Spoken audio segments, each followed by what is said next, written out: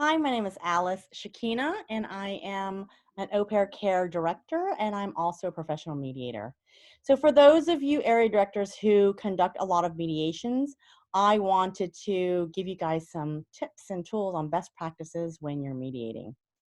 Number one, as a mediator, you have to remain neutral during the entire process. So it's really important that you don't look like you're siding with the host family or you look like you're siding with the au pair. You have to remain neutral. One of the ways that you can do this is by asking lots of questions. So instead of speaking on behalf of the host family or on behalf of the au pair, you want to just continually ask questions, okay? When you go to the host family's home, you want to make sure that you're going to create an environment that feels safe and comfortable for everyone to be able to express themselves. Your job is really to make sure that the au pair and the host family understands each other. So when you go over there, you want to let them know, I'm neutral. I am not advocating for either side. I am here to help facilitate the conversation between all of you. And I am here to make sure that there are no misunderstandings and that each of you understands one another. Okay? So when you show up, you want to set those ground rules. You want to let them know why you're there. You want to let them know what the mediation looks like. You'll let them know, hey, each of you will have a chance to speak. I will make sure of that. And I'm also going to ask you to follow my ground rules. Please don't interrupt each other. Please don't call names. Please don't yell. Please don't get angry at each other. If you do any of these things, I will interrupt that behavior and ask you to stop. Okay? And if it continues, then either you can end the mediation or you can pull the two parties apart and you end up doing what is considered shuttle mediation or caucus. It's the same thing, two different names. Shuttle because you're going back and forth like a shuttle. You're talking to one side and you're going back to the other side and you're relaying information, and then you go back to the other side. I've never had to do this in a host family and au pair mediation, and hopefully you will not have to either. But I just wanted to let you know that there is a tool that in the event that things get extremely hostile, you can pull people apart and talk to them individually, okay? So let them know what bad behaviors you're not going to allow and what bad behaviors you are actually going to interrupt and stop, all right? So if people are interrupting, one of the phrases I use, which is a gentle phrase, is just hang on. I just say, hang on a second. Let's let her finish. Okay. Or let's let him finish. Hang on. All right. It's a great phrase. It's a little casual and it doesn't make people angry. I've used it like thousands of times whenever people are interrupting each other. All right. You want to let them know that you expect the mediation to go about an hour, right? That in the very beginning, I usually say, okay, I'm going to give you guys each 5 to 10 minutes to tell me your side of the story. Give it to me in high level. I don't need lots and lots of detail. Just give me a summary about what's going on. And then I'll give the other side 5 to 10 minutes. That way they know they have anywhere between 40 to 50 minutes of negotiating time. Okay? Because if you don't set that up, then when you ask one side to tell their story, they have no idea how long they should be taking to talk to you, right? And you want to give people a framework to work on. If you ask me to give you the summary of a movie in 30 seconds, or you ask me to give you a summary of a movie in 2 minutes or 10 minutes, my summary would be different on all three counts because I have a set time frame that I'm working with. If I'm going to give you 10 minutes of a summary, I'm going to go into lots and lots of details.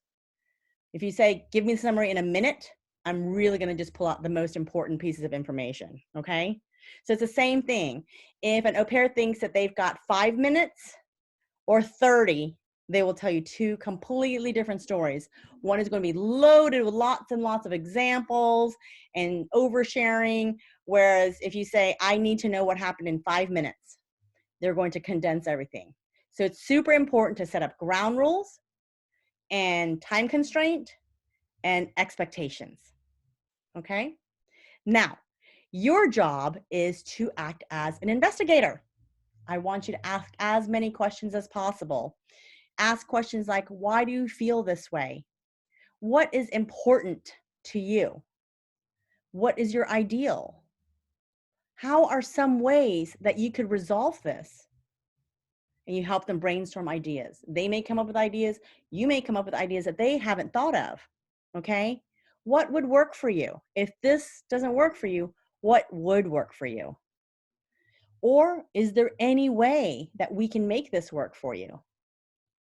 And the best golden phrase of all that helps people talk more about stuff is tell me more about that.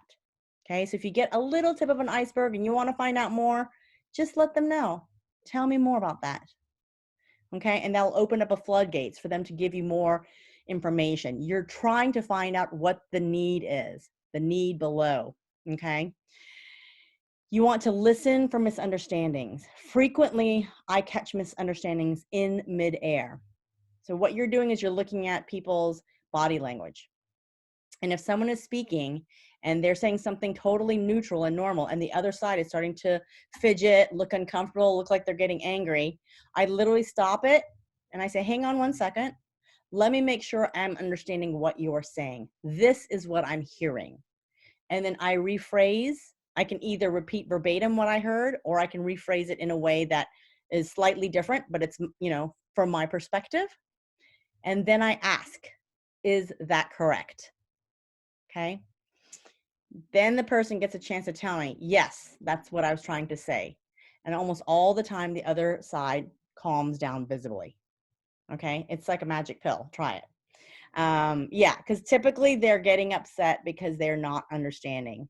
Everyone has filters, right? Especially when you become comfortable with each other, and the more intimate of a relationship you have with someone, the more filters are up. And so you start to listen and hear what they're saying with those filters in place, right?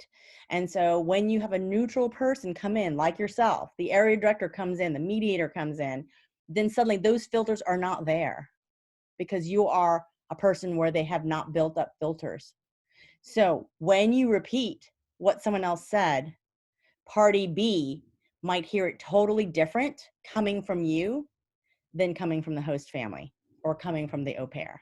Okay, because those filters have not been built up. People say to me all the time, okay, you just repeated exactly what I said and they understood it. I said that and they didn't get it. I don't know what happened. It's the filters. And you can explain that to them. I always say there are filters in place, and my job is to make sure that I circumvent those filters. Okay, so you want to watch body cues, see what's going on. Are people getting upset, or are people getting nervous? You have to pick up on those cues as the mediator so that you can address them as you go along. All right. You want to mirror what parties are saying. Mirroring, you can mirror in several ways. You can mirror their body language. So if they're doing a lot of this or they're doing a lot of this, then you want to slowly mirror that. You don't want to just cross your arms at the same time that they're crossing their arms, because it looks like you're doing, copycat. But you want to slowly mirror the way they're standing, the way they're sitting, the way they're posing. If they're sitting like this, then you want to eventually get to the point where you're also sitting like this. Okay? It makes people subconsciously comfortable. And your job is to make them comfortable. So you want to mirror that. Another way to mirror, there are two other ways to mirror verbally. One is literally to say, I heard you say this, and try to say exactly what it is that they said. And another way to mirror is to repeat the last part of their sentence. So when they say, well, it would be great if you could go to the store at least a couple of times a week. And so then you would say, so you want them to go to the store at least a couple of times a week? You see how I did that? So you take their sentence and you turn it into a question. Or they'll say, I don't want the kids on the iPad. You don't want the kids on the iPad? And what that does, it will prompt more information to come your way, right? So if I say, you don't want the kids on the iPad, they'll say, no, I don't, because I don't feel like, and they'll continue on the conversation. They'll give you more information, right? So let's say a host family says, and I don't want her on the phone at all while she is working. So then you might say, you don't want her on the phone at all while she's working? Is that correct? And they may say, yes, that's correct. Or they may say, well, I want her on the phone only if she's calling me, but I don't want her talking to her friends. So there's some sort of clarification that can happen during that time if you mirror back what they just said in the form of a question. Okay. So I mentioned a little bit about caucusing or shuttle mediation versus joint. Joint session is when you sit together and you mediate all together. Everyone is together the whole entire time. That is usually what's going to happen during the au pair and host family mediations. But I did want to let you know there's also such a thing as caucus or shuttle mediation when the parties are apart. I also do some type of telephone mediation where I talk to one side and then I give them advice on how they should go about it. And then I talk to the other side, I give them some advice, and then they go and directly deal with each other.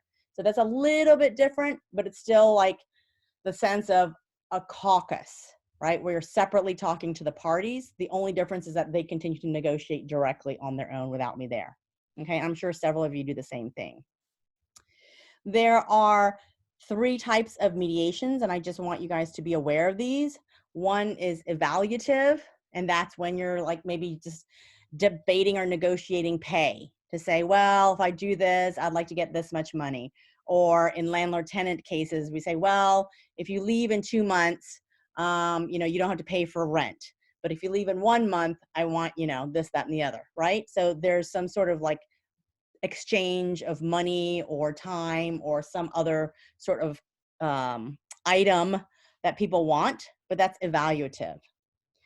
Facilitative is a type of mediation where typically that falls where the au pair and the host family mediations are. Facilitative, you are facilitating the conversation.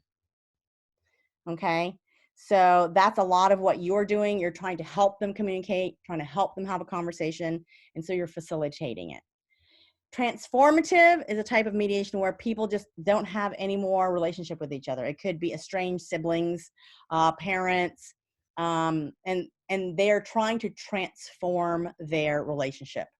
So that kind of mediation is a pretty intense mediation. It's very, very emotional, but ideally the people come out changed, right, as individuals in relationship with each other. All right, so their relationship to each other has changed. It has transformed, hopefully for something new and improved. So that is a transformative. For the most part, you guys will be doing something called facilitative mediation. You're facilitating something and trying to help them come up with a solution. Okay, so that's basically what I have for you. I hope this is helpful. Feel free to reach out to me if you have additional questions or if you run into a situation where you feel like you could use some advice. You can reach me at ASHIKINA@aupaircare.com. Alice Shakina. Thanks for joining in.